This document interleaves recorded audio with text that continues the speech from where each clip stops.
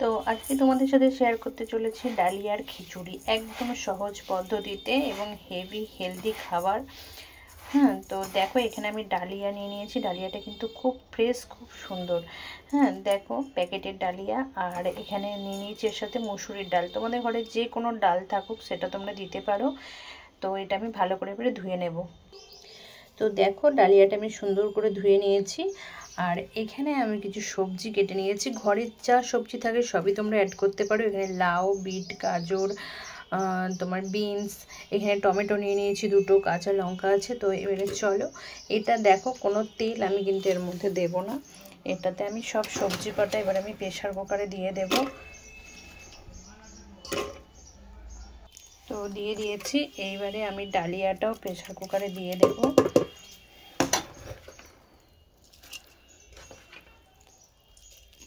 Dahlia দিয়ে এটা আমি পরিমাণ মতন জল দিয়ে দিয়েছি। জল খুব বেশি দেব না, ডালিয়া অনুযায়ী জলটা দেব।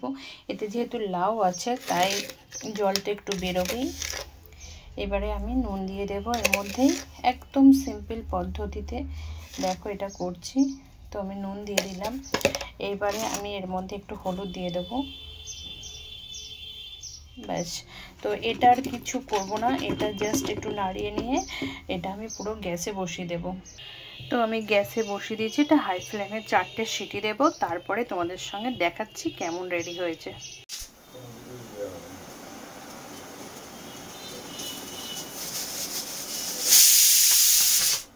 হয়ে গেছে অলরেডি।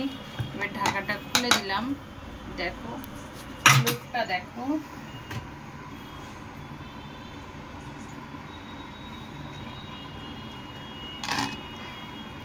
যেহেতু সবজিগুলো সব তলায় দিয়েছি তার জন্য এই যে